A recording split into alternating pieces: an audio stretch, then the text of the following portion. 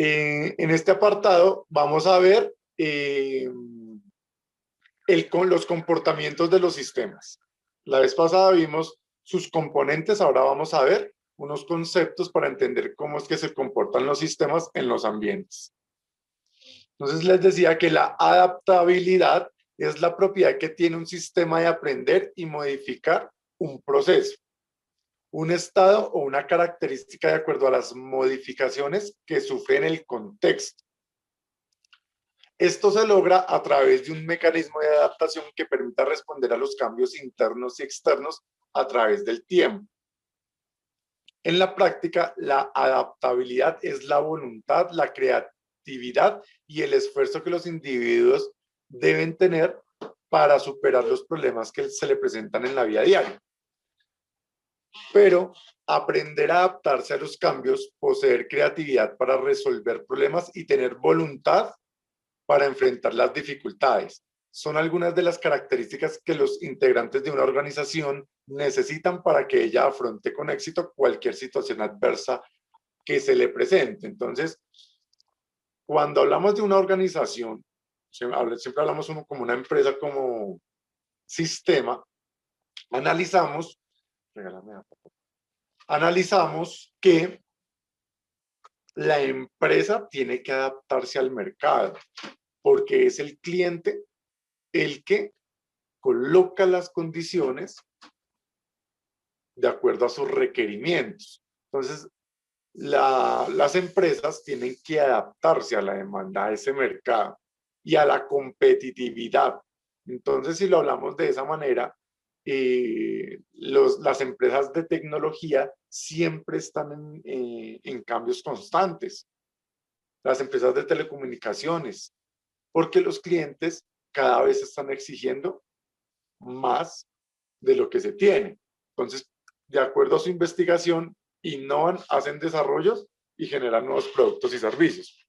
También podemos ver otro ejemplo de adaptabilidad. Por ejemplo, si tú estás en un ambiente frío y te vas para tierra caliente, comienzas a notar unos cambios internos en el cuerpo, porque te estás adaptando a los cambios del nuevo ambiente. Homeostasis es un vocablo que proviene del griego homeo, que significa simular, y éstasis, que significa estabilidad. En estas condiciones se puede definir como la característica de un sistema, sea cerrado o abierto, no importa, mediante la cual se regula el ambiente interno para mantener una condición estable y constante. De igual modo, la homeostasis se considera la tendencia de un sistema para permanecer en un estado de equilibrio. Homeostasis, estabilidad o equilibrio. Gracias.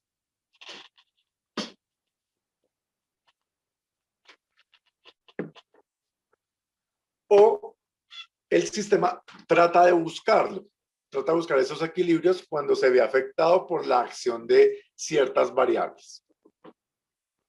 Ante esas situaciones, la homeostasis se obtiene a través de mecanismos de retroalimentación que le permiten al sistema corregir y equilibrar los procesos internos a partir de los datos obtenidos sobre su funcionamiento y sobre los cambios en el ambiente.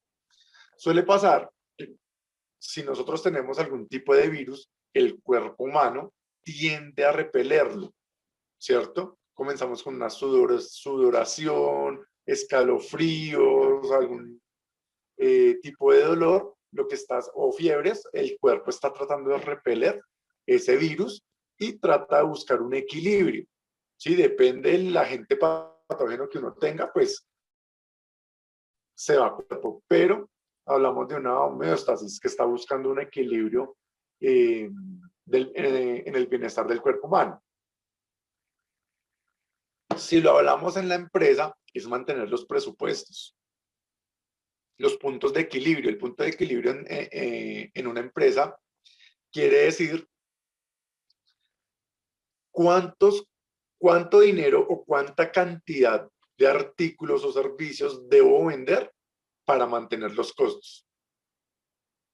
De ahí para allá serían ganancias, pero ese es el punto de equilibrio. Entonces lo que miramos en las empresas es dentro de esos sistemas, cómo se están comportando para mantener un equilibrio. Normalmente lo hablamos en términos financieros, pero sí es importante entenderlo, que la homeostasis, estabilidad o equilibrio. La homeostasis es un mecanismo de control, fíjese lo que le hablaba del cuerpo humano, que permite mantener elementos de un sistema dentro de los límites para garantizar que sea estable o constante para que pueda sobrevivir. Lo mismo pasa con las empresas. Si no mantiene sus finanzas, no va a sobrevivir en el mercado. La homeostasis es la propiedad de un sistema que define su nivel de respuesta y de adaptación al contexto. La homeostasis es el nivel de adaptación, permanencia o su tendencia a la supervivencia dinámica. Recordemos que si hablamos de una empresa, los mercados son dinámicos y hay que buscar estrategias para mantenernos en esos mercados, siempre. Los sistemas altamente homeostáticos sufren transformaciones funcionales.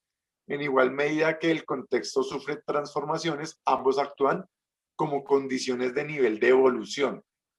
Fíjese que en la era primitiva el hombre simplemente sobrevivía, no tenía nada más en su cabeza. Una vez fue interactuando con el medio ambiente, fue adquiriendo nuevos conocimientos que le dieron nuevas necesidades y fíjense la evolución que hemos tenido.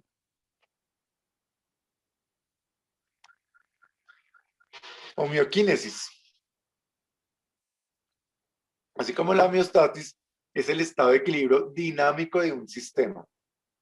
Estado dinámico, estado de equilibrio dinámico del sistema.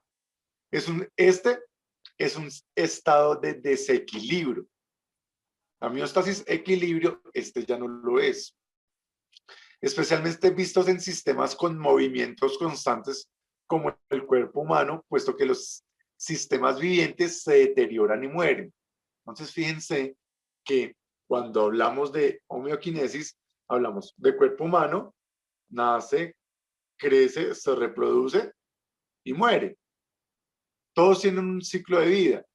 En ese punto de declive es donde vemos la homeoquinesis. Ya no podemos estabilizarnos por sí solos en algunos aspectos. Los sistemas citados para lograr un equilibrio realizan un proceso mediante el cual se importa energía y se procesa información para disminuir la tendencia que los llevan al desorden, haciendo esfuerzos del sistema para lograr un estado de equilibrio y mantenerse en la meseta homeoquinética.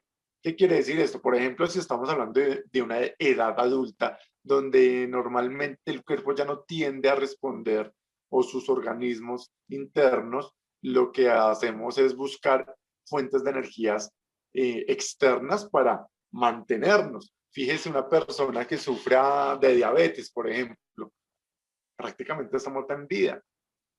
No puede consumir ciertos alimentos, le toca mantener ciertos comportamientos, entonces tenemos o hay un nivel de homeoquinesis extremadamente inmenso, donde requerimos demasiada exportación de energía del ambiente. Entonces, fíjense la situación de desequilibrio en el que puede llegar un sistema. Morfóstasis y morfogénesis. Un sistema se comporta adaptativamente en presencia de una perturbación en el medio o del medio, mediante dos tipos de equilibrio, morfostático y morfogenético, caracterizados porque ellos tienen que ver con la preservación o modificación de la estructura del sistema. La supervivencia de cualquier sistema vivo, es decir, cualquier entidad que se mantenga a sí misma, depende de dos procesos importantes. La morfostasis, que significa que el sistema debe mantener constancia con relación al ambiente, al exterior. O sea, el cuerpo o el sistema se tiene que adaptar al ambiente. Logra esto mediante el proceso activado por el error, conocido como retroalimentación negativa. Ojo con esa frase. ya la miramos. El otro proceso es la morfogénesis, según la cual a veces un sistema debe modificar su estructura básica. Este proceso abarca una retroalimentación positiva o consecuencia que actúa para amplificar la desviación, como en el caso de las mutaciones. Entonces, aquí lo que estamos viendo es que, uno, hay unas perturbaciones o hay unas variables o unos factores en el ambiente que nos van a afectar o que van a afectar el sistema, ¿cierto? Y lo que va a hacer la morfogénesis es coger el sistema, hablemoslo del ADN del sistema, modificarlo para adaptarse a esas perturbaciones o a esos factores de cambio que hay en el ambiente. Entonces, hay unos componentes del todo. Entonces, tenemos la organización que interactúan con individuos, elementos, componentes y partes, pero también hay unas propiedades emergentes, si estamos hablando de una empresa. Entonces, yo tengo que analizar muy bien esas componentes emergentes, cómo van a impactar la organización para poder modificar cambios en su estructura. Fíjense que en la estructura de la empresa nosotros la analizamos con el organigrama, ¿cierto? Gerente, jefes, coordinadores, subordinados.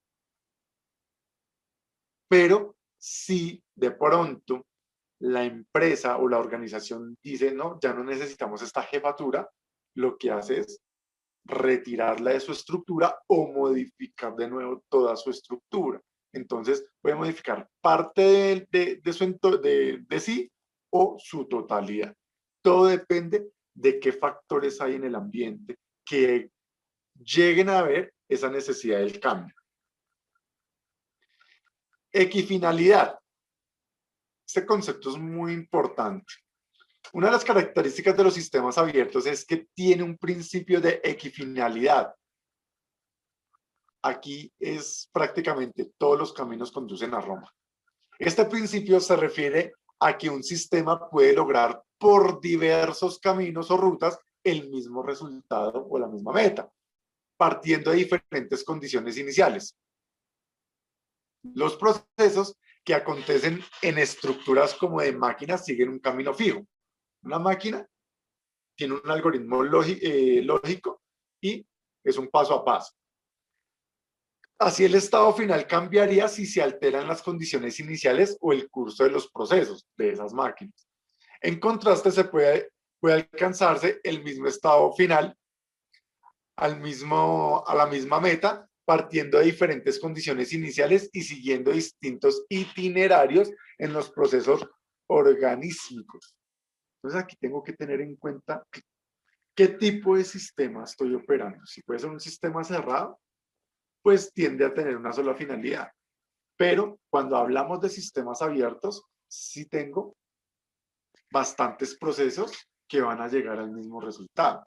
Resumiendo, la equifinalidad nos dice que existe más de un método para conseguir un objetivo, o también que la equifinalidad significa que idénticos resultados pueden tener orígenes distintos. Por ejemplo, estamos hablando de las matemáticas, nosotros vemos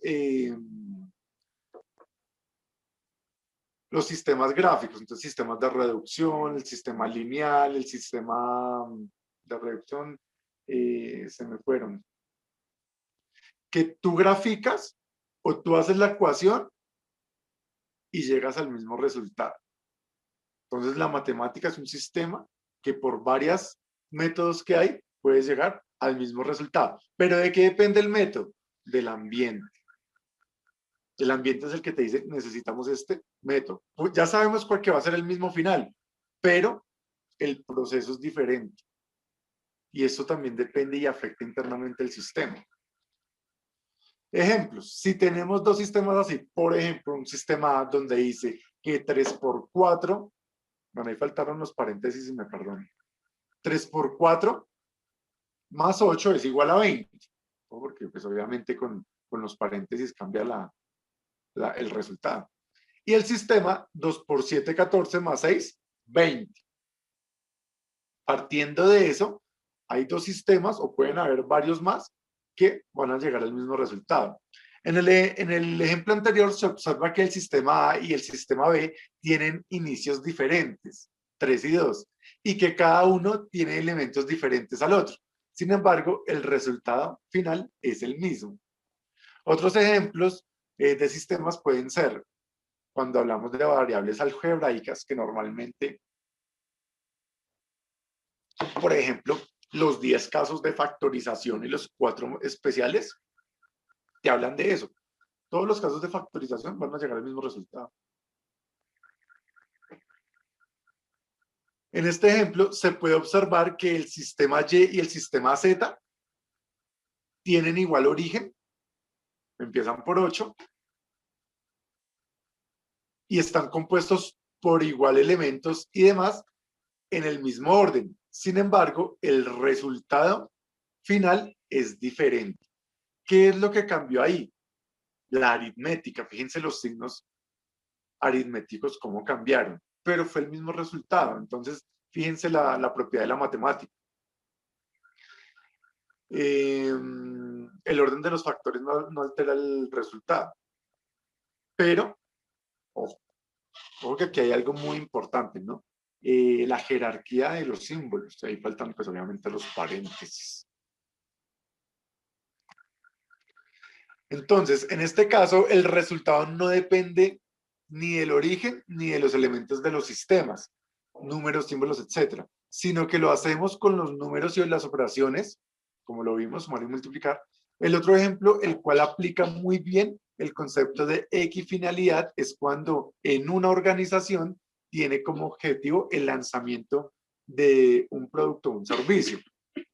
Entonces, los medios masivos de publicidad, televisión, radio, etcétera, llegan al mismo resultado, que la mayoría de personas conozcan el producto o servicio ofrecido. El siguiente mapa conceptual pues va a esquematizar el concepto. Equifinalidad. Características de los sistemas abiertos. Sistemas abiertos, no opera para sistemas cerrados. Anótalo ahí. Por los cuales tiene diversos caminos, diferentes condiciones iniciales, donde se obtiene el mismo objeto o resultado. Ojo que tengo distintos caminos, pero el mismo resultado. O tengo las mismas condiciones iniciales, pero en el proceso pueden variar, pero tengo el mismo resultado. Todos los caminos conducen a Roma. La información que es vital es funcional en todo el sistema. Sin la información no hay sistema prácticamente. En este sentido general, la información es un conjunto organizado de datos procesados que constituyen un mensaje que cambia el estado de conocimiento del sujeto o sistema que recibe dicho mensaje. Para Gilles Deleuze, que es un científico, la información es un sistema de control, en tanto que la propagación que consignas, de consignas, perdón, que deberíamos creer o hacer que creemos, en tal sentido la información es un conjunto organizado de datos capaz de cambiar el estado de conocimiento en el sentido de las consignas transmitidas. Por ejemplo, ¿qué estamos haciendo en este momento? Yo te estoy transmitiendo un conocimiento por medio de la información donde tú lo estás recepcionando para aplicarlo en un ambiente. Los datos sensoriales, una vez percibidos y procesados, constituyen una información que cambia el estado de conocimiento. Eso permite a los individuos o sistemas que poseen dicho estado nuevo de conocimiento tomar decisiones pertinentes acorde a dicho conocimiento. La estadística. Con la estadística, yo la recolecto, la ordeno, la organizo, la analizo y tomo una decisión. Entonces yo aquí con la información puedo tener información cualitativa e información cuantitativa si hablamos de una estadística descriptiva. Entonces, cuando yo estoy expresando algo, ¿qué tipo de información la estoy haciendo? ¿Qué tipo de lenguaje? ¿Sí me están entendiendo? ¿Sí me está comprendiendo el destinatario? ¿El emisor es claro? Desde el punto de vista de la ciencia de la computación, la información es un conocimiento explícito extraído por seres vivos o sistemas expertos, como resultados de interacción con el entorno o percepciones sensibles del mismo entorno. En principio, la información, a diferencia de los datos o las percepciones sensibles, tiene una estructura útil que modificará las sucesivas interacciones del ente que posee dicha información con su entorno. Entonces, el emisor, ¿qué tipo de información está dando con relación al entorno? Y con el entorno, ¿qué quiere decir esa información? Ojo que el lenguaje es fundamental. En este momento, nosotros tenemos un lenguaje académico, técnico, culto y científico. ¿Qué tal yo diciéndoles, no, parce, no, o no, weón, no? No, son otros tipos de lenguajes que se adaptan a otro entorno, que se adaptan a otros sistemas. Entonces son lenguajes, o que yo les estuviera hablando el inglés y tú no entiendes inglés, por ejemplo, o que todos no entendieran el inglés. El objetivo en este momento es dictar una clase y que todos me entiendan y capten y estén tomando sus apuntes.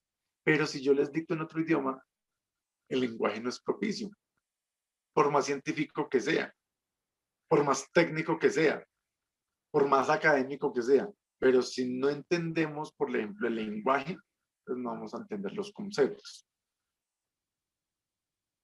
La información es la más importante corriente negentrópica que disponen los sistemas complejos. Esto lo sacan de un libro de Johansen, de la página 104 a la 105.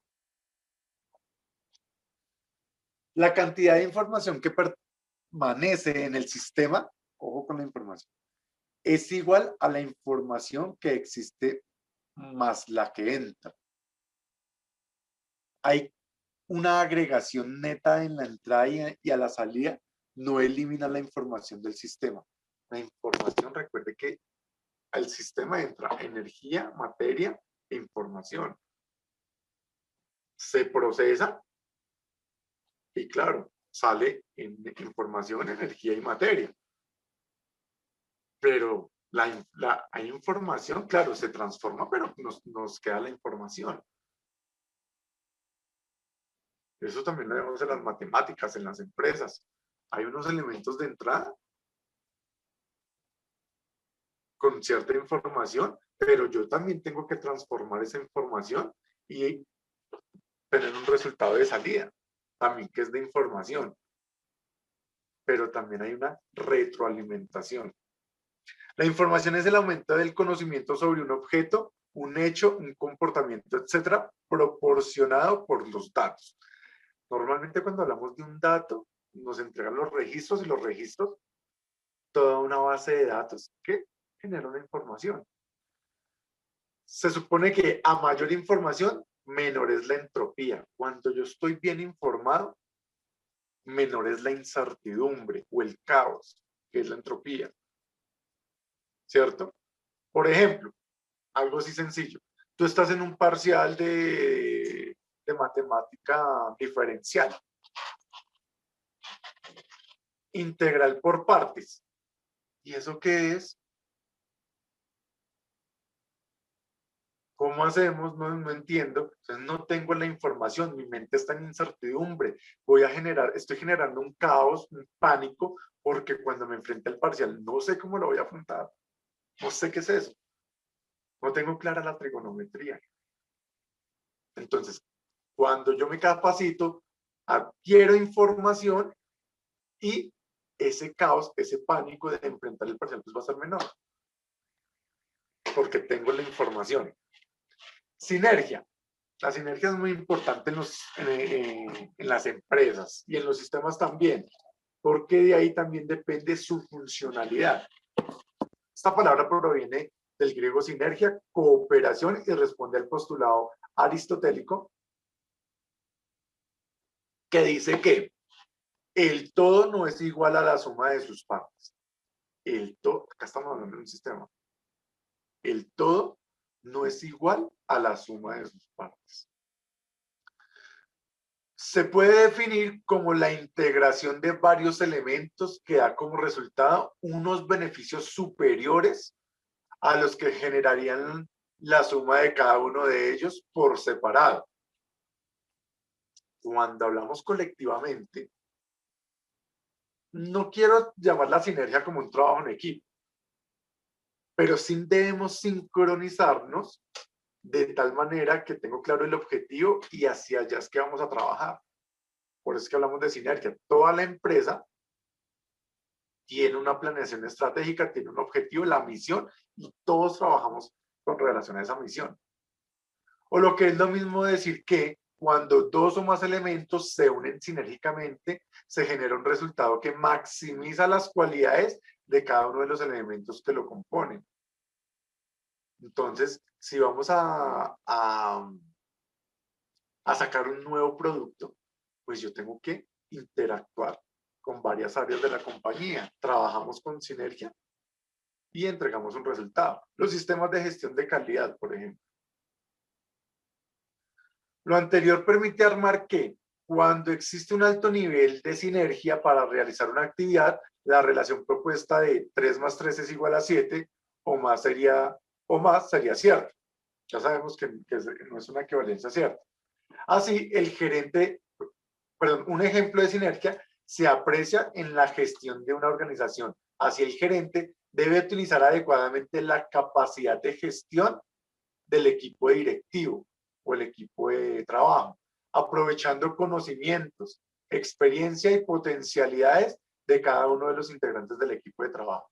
Cuando uno es líder y está trabajando o liderando equipos de trabajo, uno tiene que buscar analizar las competencias y habilidades de cada uno de los equipos a cada uno de los elementos de ese equipo de trabajo para sacarle mayor provecho, maximizar la gestión con relación a los objetivos y al trabajo que hay que hacer.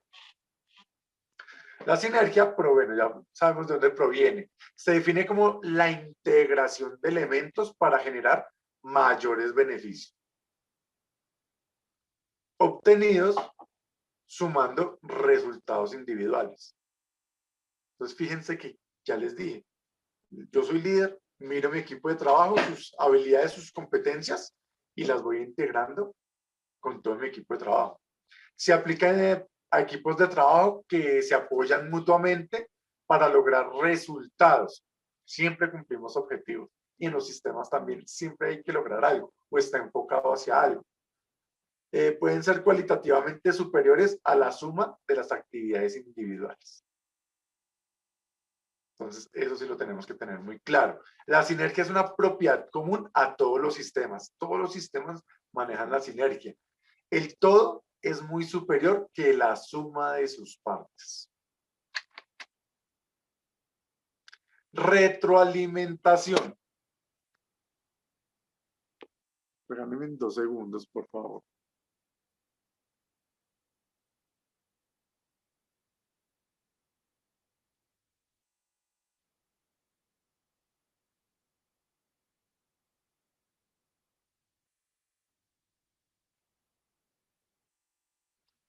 Retroalimentación. La retroalimentación cuyo término correcto es realimentación.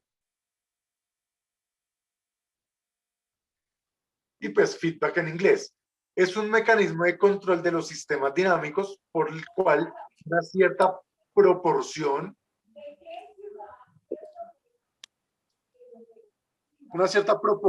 de la señal de salida se dirige a la entrada.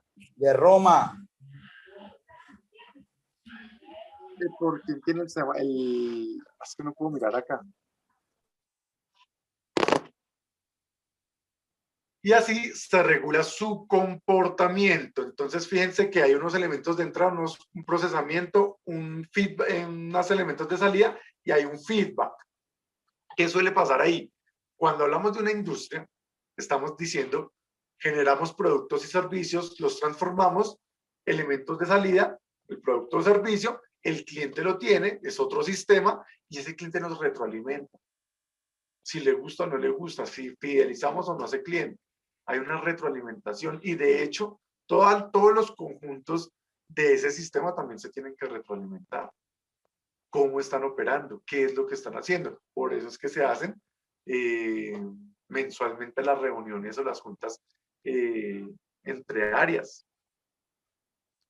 También se considera la retroalimentación como un proceso cuya señal se mueve dentro de un sistema, lo que les acabo de hablar. Entrada, proceso, salida, retroalimentación, entrada. Formando un ciclo. El ciclo se le denomina ciclo de retroalimentación.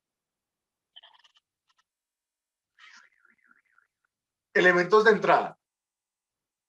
Proceso, elementos de salida, feedback. Elemento de entrada, proceso, salida, feedback. Entonces, fíjense que aquí en esta gráfica que ven ahí, pues se puede visualizar el filtro. Y la retroalimentación, cuando llega al final, se hace a todas las partes del sistema. De la misma manera, se considera la retroalimentación como el proceso que al aplicar una acción con el propósito de alcanzar un objetivo, se retroalimentan de las acciones previas, de tal forma que las acciones sucesivas tienen presente el resultado de las acciones anteriores. La retroalimentación consiste en llevar parte de la señal de salida a la entrada del sistema. Retroalimento. Desde el final, retroalimento el inicio. Tipos de retroalimentación. Tenemos dos tipos de retroalimentación y esto depende mucho de la desviación con relación a mi objetivo. Puede ser positiva, puede ser negativa. La negativa se caracteriza porque predomina el control y la positiva cuando predomina aumento de las desviaciones. Retroalimentación positiva, asociada a fenómenos de crecimiento. Propicia un crecimiento sistemático y se caracteriza por modificar metas u objetivos. La retroalimentación negativa está asociada a procesos de autorregulación. Ocurre cuando el sistema está en el estímulo inicial. El sistema tiene un estímulo inicial y también es utilizada en el sistema de control de, por ejemplo, un termostato. Pero fíjense aquí que no relacionemos la retroalimentación negativa de la palabra o de la acción mala y el positivo de la acción buena. Fíjense cómo opera una pila. Prácticamente lo mismo. Una batería tiene un polo negativo y un polo positivo. Se necesitan las dos para que pueda operar el sistema. Retroalimentación negativa ocurre cuando el sistema se opone al estímulo inicial, de manera que aquello que ha variado retome su valor o posición determinada. Cuando está en ese trance, la retroalimentación se vuelve una retroalimentación positiva, conservando así la homeostasis, que es el equilibrio. Se dice retroalimentación negativa porque la respuesta del sistema de control es opuesta al estímulo y se caracteriza porque busca mantener los objetos propuestos. Ejemplo clásico del uso de la retroalimentación negativa para controlar sistemas es el uso del termostato. El termostato es la calefacción prácticamente pues, de un sistema residencial. Para controlar la temperatura de un dispositivo. Si la temperatura excede el límite, el sistema de calefacción se apaga. Ahí tengo una respuesta negativa, perdón, una retroalimentación negativa, pero permanece en funcionamiento mientras no alcance el límite superior programado por el termostato.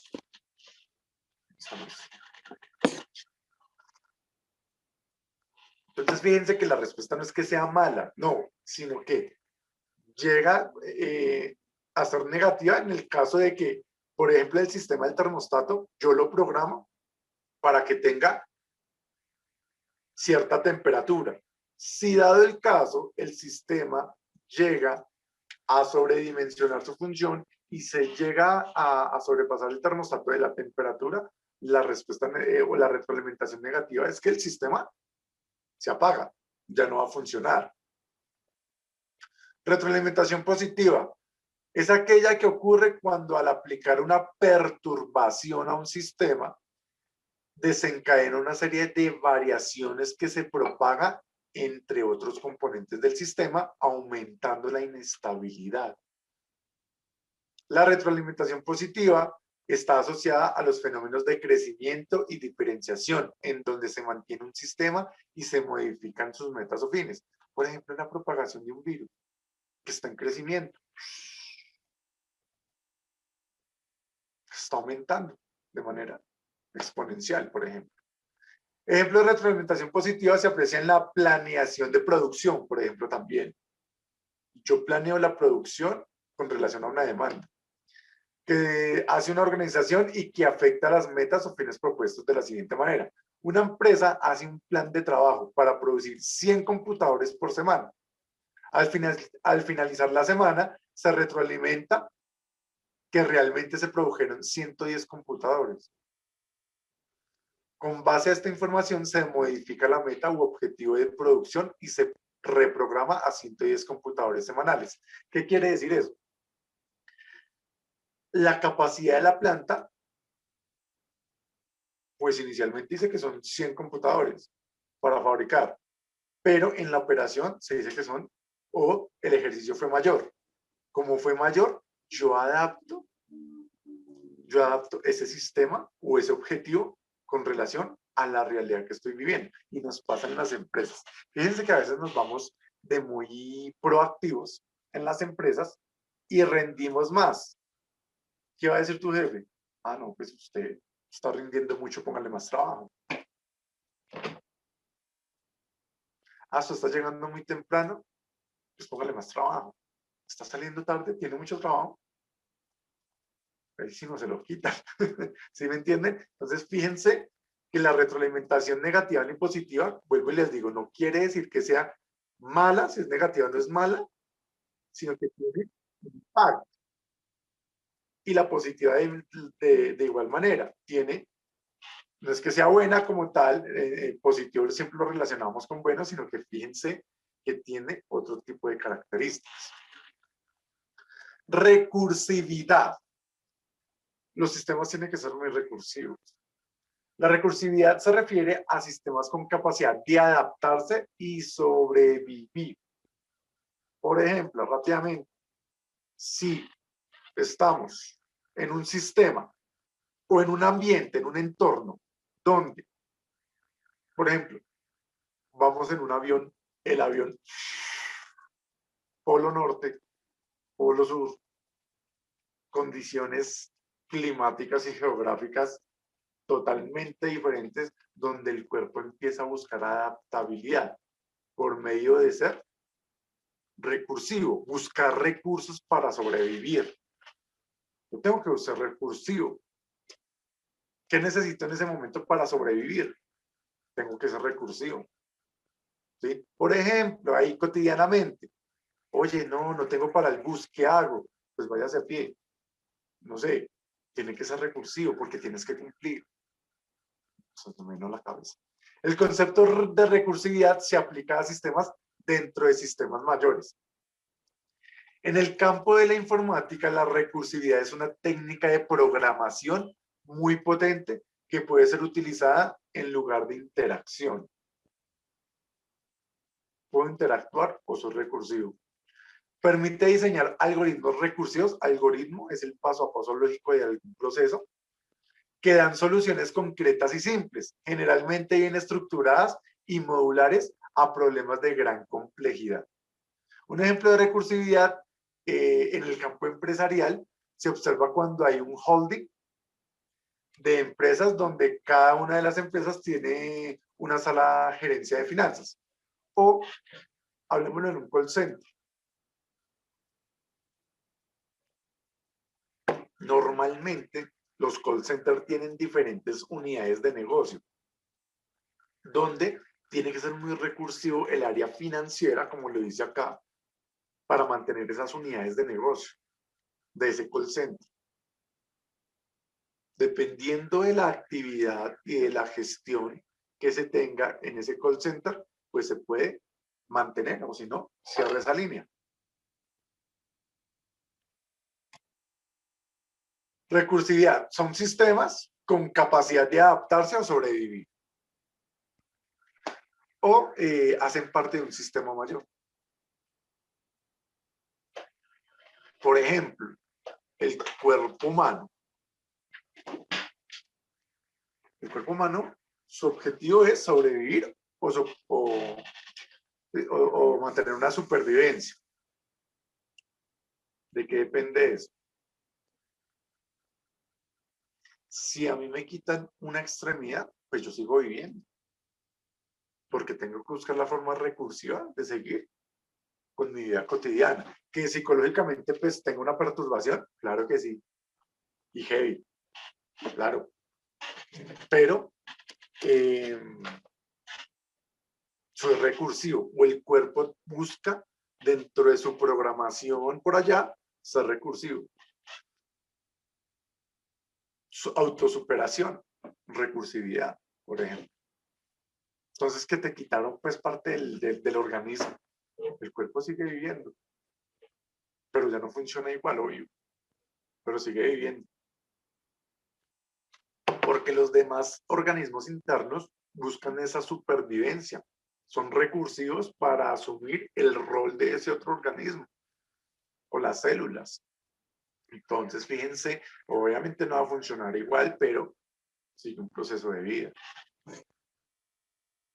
La caja negra y la famosa caja negra, que siempre la vamos a hablar en los sistemas. Sí, se puede relacionar pues con una caja negra de avión. Puede ser. Es aquel sistema que es estudiado teniendo en cuenta las entradas que recibe y las salidas o respuestas que dan como resultado sin conocer el proceso o funcionamiento interno que se realiza. Conozco las entradas, conozco las salidas, pero no conozco el proceso. ¿Sí? Esto significa que no nos preocupamos por el proceso interno del sistema mediante los cuales se producen las salidas. Desde que las salidas estén bien, el proceso no me interesa. No me interesa, no. Pierde cierta apreciación. No deja de ser importante porque hace parte del sistema. Pero hay situaciones en que esas cajas negras no se pueden conocer. Entonces, caja negra se concibe a un sistema para adaptarse o para sobrevivir y se desconoce el proceso o funcionamiento. Entonces, la caja negra es elementos de entradas o salidas que se adaptan o sobreviven y se desconoce el funcionamiento. ¿Cómo funciona el cuerpo humano? Hasta que lo destapan, hasta que te hacen una biopsia o estudios que tú sabes cómo funciona. Pero en últimas, tú desconoces el proceso. ¿Sí? Pero ser claro ahí. Entonces, el sistema, la caja negra es un sistema que conozco elementos de entrada y elementos de salida, pero no conozco su funcionamiento. Cibernética. La cibernética es la ciencia que se ocupa de los sistemas de control y de comunicación en las personas y en las máquinas, estudiando y aprovechando todos sus aspectos y mecanismos comunes. Lo decía pues nuestro amigo el austriaco Ludin, destaca que la cibernética es una teoría de los sistemas de control basados en la comunicación. Ya hablamos de información y la información tenía implícita una comunicación, transferencia de información entre el sistema y el medio y dentro del sistema y del control de retroalimentación de la función de los sistemas con respecto al ambiente. Información y retroalimentación del sistema con el ambiente. Entonces la cibernética, bueno, en la actualidad, Timón era Kubernetes, que era un griego, ahí, bueno, introduce ese término que era lo que vimos en nuestro primer capítulo con los autores, ¿cierto? Nace en 1942 con Wiener, con su obra Cybernetics, cuando genera pues su obra, o Control y Comunicación Animal y Mecánica, en 1948. Significadas: arte de pilotear un navío, arte de dirigir a los hombres o arte de gobernar, de Platón. Eran los significados que se le daban. ¿Qué es? Ciencia que se ocupa de los sistemas de control y de la comunicación en las máquinas, estudiando y aprovechando sus aspectos y mecanismos comunes. Algunas definiciones, bueno, hay Gregory Bateson, pues genera ahí que es una rama de la matemática y toda esa nota. Finalidad: aprovechar al máximo sus aspectos y mecanismos. Es un lenguaje de información para aprovechar al máximo sus aspectos y mecanismos para solucionar sus problemas. Ejemplos: grandes calculadoras, máquinas que imitan la vida, un robot. Por eso la cibernética, como manejar un lenguaje de programación, pues lo podemos ver en las computadoras o en las máquinas o en los robots o en empresas automatizadas. Entonces, las películas nos estigmatizan básicamente sobre una máquina con inteligencia artificial prácticamente, porque cada vez se va programando para buscarle mejor beneficios a esas máquinas. Entonces tenemos la biónica, que es el resultado de comparar la cibernética y los resultados de la biología y la electrónica, que es la biónica. Y la robótica, que es la técnica que se aplica a la informática de diseño de aparatos que sustituyen personas. Entonces, ojo con lo que es la biónica y la robótica. Cibernética humanística o cibernética del ser humano es una metodología científica y clínica que permite lograr el equilibrio del ser humano, reprogramando acondicionamientos adquiridos durante la infancia a través de la psicosíntesis, logrando el balance de las entidades física, mental, psicológica y espiritual. Como la cibernética es información de diferentes aspectos, de diferentes índoles, tenemos que ver claramente la modificación de la información que tenemos en el conocimiento. Fíjense que si hablamos de una cibernética humana, podemos estar hablando de los estereotipos que se nos han generado a través de las crianzas.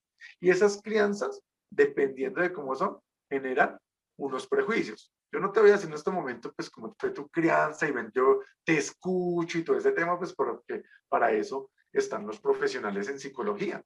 Y otros los criticarán, pero pues, si hay psicólogos es porque son necesarios. Pero entonces están los psicólogos, los psiquiatras, y pues de ahí para allá se genera una rama muy importante que alteran en cierto momento la información que tienes en el conocimiento para sincronizar o asincronizar cierto comportamiento. ¿Sí? ¿Por qué? Porque nosotros tenemos trastornos. No es que seamos enfermos mentales, porque tal vez un psicólogo le puede decir que sí, yo puedo tener un trastorno mental, porque dentro de los patrones que estudian los psicólogos lo pueden decir. El mal genio es un trastorno, comer demasiado es un trastorno, ¿sí? Entonces comienzan a analizar el comportamiento humano con relación a la información que tenemos y hacer una regresión con relación a qué fue lo que nos ha pasado. Por eso es que nosotros como crecemos con estereotipos. Fíjense el tipo de información humanística que manejamos, una cibernética humanística. Esa gente la tiene clarísima y para eso estudian. Uno trata de medio comprender ahí algunos aspectos, pues, porque las carreras pues son integrales y uno pues tiene que ver algunos conceptos, pero pues esa gente que está estudiando eso todo el tiempo pues la tiene clarísima. Y fíjense, aquí saltando un poquitico del tema, pero no saliéndome del fundamento, estudien muy bien lo que es marketing neurolingüístico. ahí nos modifican la información y nos adaptan como clientes a comprar productos y servicios de una manera, perdón la expresión, porque es que en serio es infame. Nos cogen como unos peladitos, pues, que le dicen, vaya, llegue un niño, quiere un dulce, vaya, traigo un dulce, ¿qué va a hacer el niño? Pues ir por el dulce. Esa serie de publicidad, de ese marketing neurolingüístico, nos coge a todos así. Nos vemos la publicidad, nos llega la información, la percibimos y programamos la mente. Y cuando estemos por ahí en la calle, es que por allá el subconsciente, es que el subconsciente es poderoso, súper poderoso. Tienes por allá el subconsciente y resultas comprando productos y servicios que esa programación por allá te movió las neuronas y te dejó esa información ahí. Por eso es que por ahí tú dices, un déjà vu, siento que ya vi esto o siento, sí, ¿por qué? Porque en algún punto ya te llegó esa información. O sea, fíjense lo poderoso que es el marketing neurolingüístico, que te cogen esas vibras de por allá de tu cerebrito y te la programan de una manera que tú estás, como tú ya estás programado siempre al 15 o al 30 a tener tu money, ¿sí o no? Entonces ya sabes que estás programado para que te llegue esa plata y gastar, gastar, gastar, gastar, gastar, gastar. Y por allá alguien te va a decir, tienes que darte un lujo. Entonces, por allá, mejor dicho, son situaciones. Pero créanme que eso es cibernética humanística. Teología. Ojo, aquí es algo muy particular. Tiene que ver mucho con la creencia. El vocablo teología proviene de dos términos. Telos, que significa fin, meta o propósito, y logos, razón o explicación. En el ámbito de la informática, no, perdón. Ya les voy a hablar del otro concepto que también es importante. Teleología. Es diferente a teología, pero la teología también la vamos a ver aquí en sistemas y ya vamos a ver por qué. Entonces, la teleología proviene, pues, tele o telos, que tiene un fin, un objetivo o una meta o propósito. Y logos, lógica, que tiene que ver con la razón o una explicación de algo. En el ámbito de la informática, este concepto se puede definir como el conjunto de actividades que cumplen los analistas de sistemas, diseñadores y usuarios para desarrollar e implementar un sistema de información. Entonces, generan un proceso, un algoritmo lógico, un paso a paso. Recordemos, algoritmo es un paso a paso lógico para cumplir algo. Determinación de requerimientos, diseño del sistema, desarrollo de software, prueba del sistema, implementación, etcétera. Entonces, ¿qué es lo que está pasando acá? Con la teleología, lo que yo estoy generando son procedimientos claros, concisos y específicos. Bueno, entonces ya vimos aquí en nuestro mapita la teleología, ya sabemos de dónde viene, telos, propósito, objetivo, se define a razón de algo en función de su fin. ¿Cuál es? La finalidad o la meta. Por ejemplo, si estamos en la empresa, productos y servicios, esos productos y servicios yo los tengo que programar muy bien, tener unos buenos parámetros de fabricación para que tengan calidad. Si no tienen calidad, pues no los voy a vender. O sea que si no lo programo aquí, no tengo buena teleología, el cliente no los va a aceptar. Chao. Por eso, la finalidad o la meta de la empresa, ¿cuál es? Rentabilidad, rentabilidad, plata, haz plata, capitalismo, capitalismo. Entonces, fíjense la importancia de tener unos buenos procedimientos. Filosóficamente busca explicar el mundo en términos filosóficos. La teleología puede ser traducido como la razón de algo en función de su fin.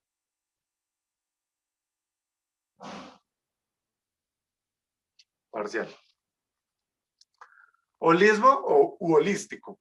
Para conocer la definición del concepto holismo, todo entero o total, indica también íntegro y organizado.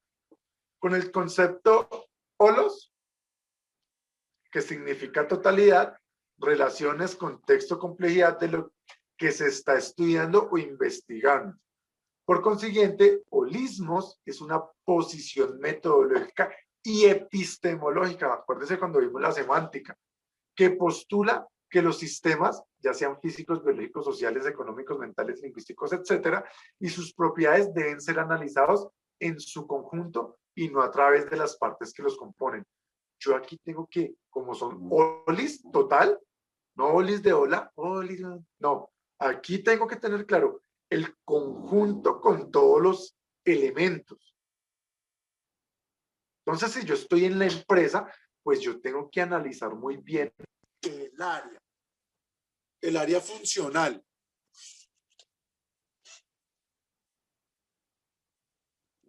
Finanzas, administración, producción, pero con todos sus elementos, con todo su equipo de trabajo.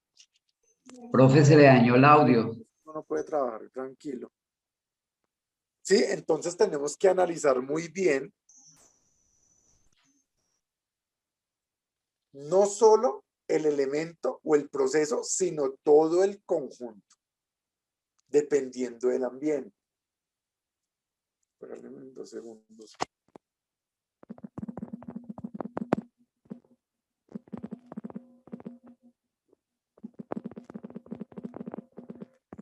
Ya. Entonces, espero ver si polis, que es total, todo. Dio el sonido, el audio. Elementos. Entonces, polos holísticos observan las cosas de manera integral. Ojo aquí, ojo. Cuando hablamos de integral, me gusta mucho este concepto cuando hablamos de carreras profesionales. Una carrera profesional tiene que ver mucho. Ahí no hay otro. ¿Se perdió el audio? ¿Me escuchan? Profe, le está molestando el audio. Espérate, me salgo y ya vuelvo a ingresar.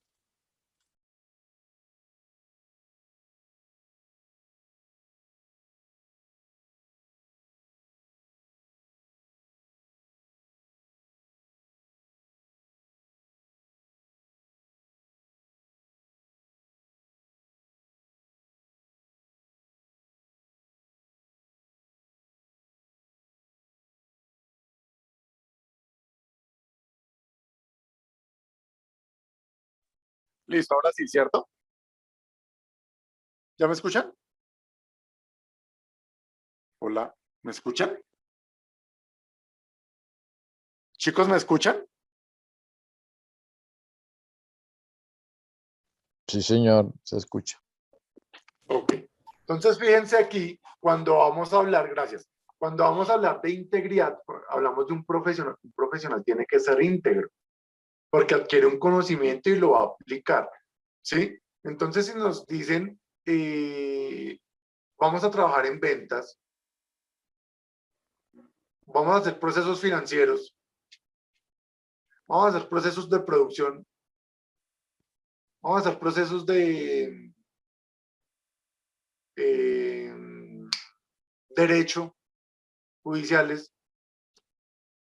Chicos, aquí es importante tener en cuenta que la integridad tiene que ver con toda la parte del conjunto o del sistema, si estamos hablando del sistema. ¿Listo? Observar las cosas íntegramente, totalmente organizados, complejos y conjuntas, prestando atención a relaciones, procesos y especificaciones que independientemente no se pueden apreciar. Holísticos como posición epistemológica y metodológica que postula que los sistemas deben ser analizados como conjuntos y no separadamente. Entonces, si yo voy a analizar un sistema partiendo desde la organización, pues yo analizo las áreas funcionales y comienzo a medirlas por indicadores de gestión o indicadores como tal, ¿sí? Y comienzo a analizar su desempeño de manera conjunta y después independientemente. Pero primero tengo que analizar cuál es el desempeño del conjunto.